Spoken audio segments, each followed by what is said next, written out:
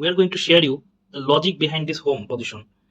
As we can see that the home actually is on its line, so we need to do something about the logic so that the car stops at its home.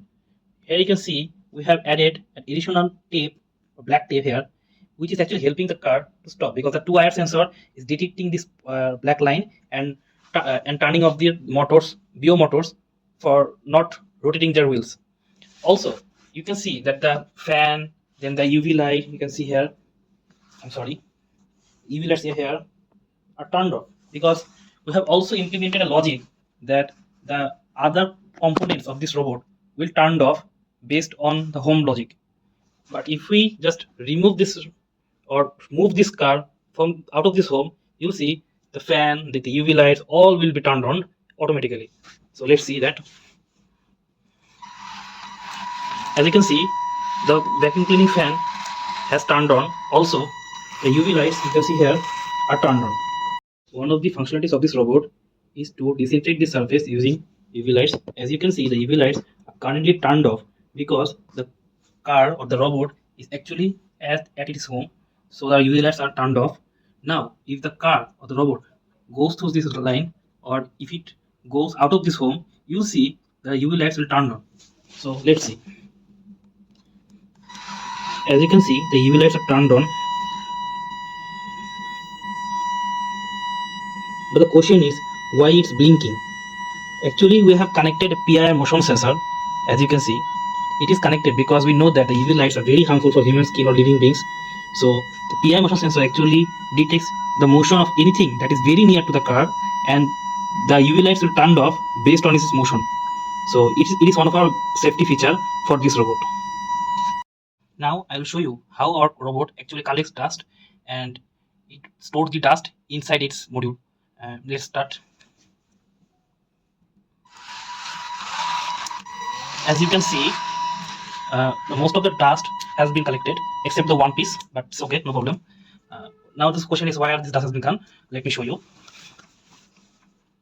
If I bring the robot here and if I just disassemble it, sorry.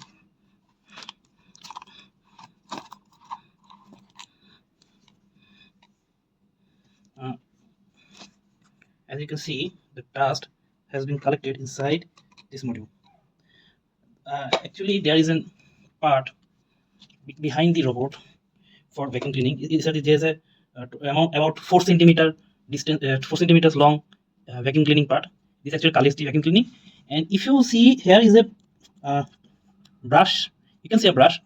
It actually helps to relatively collect the dust from the ground because we know that the car is moving very fast and the dust is static in respect to the car. So when the car moves, there's a very big possibility that the car cannot have the efficient or the proper time to collect the dust. So what we have done, this thing will take the dust along with the car, and the car will have sufficient time to collect the dust. As you can see, our vacuum cleaner is connected with a DC jack port. It is connected because it helps us to remove the dust very quickly and efficiently. Suppose I am giving you an example. When I'm doing this vacuum cleaning, you can see the dust has been collected. But the question is, how can I remove this dust from this module? So what we have done actually is that we have connected this DC jack. It is very easy to remove. We can just easily remove it, and then we can disassemble this like this. And this is so easy for now. Now we can just clean the dust. As you can see, the dust has been separated. Now we can also again assemble our module like here.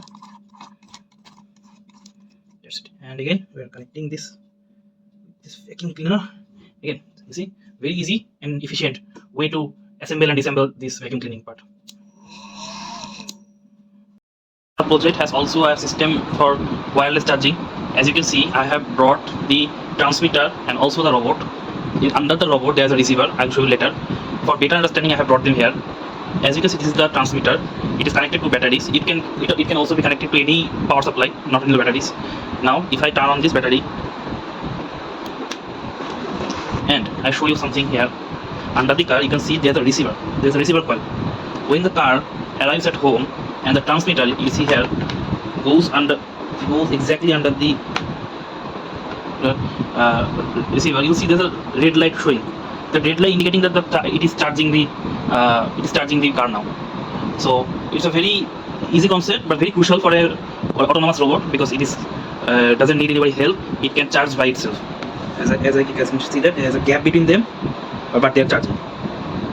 We have also implemented an AI-based surveillance system.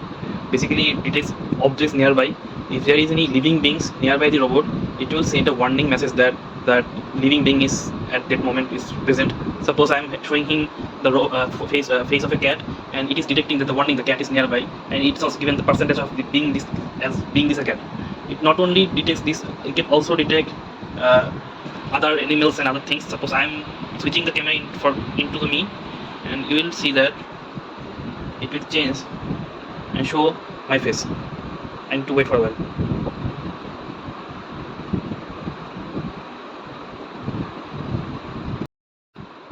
As you can see, now my face is showing and it is saying that person is nearby. Although the camera is not so have good resolution, and its latency is not so satisfactory, but still it works in the purpose of doing object detection. It is showing a very good result, and the image and the person's what the person is, who is that object, is everything is shown in email. If I go to my email, you would see that I have already received a lot of email before. I'm showing you the just example. Suppose here I have done a long time ago. I have done a example here. You can see that it has said that this is a vase, there is a chair. Although you have seen the person is nearby, actually I was there in the very before moment, so it has detected that.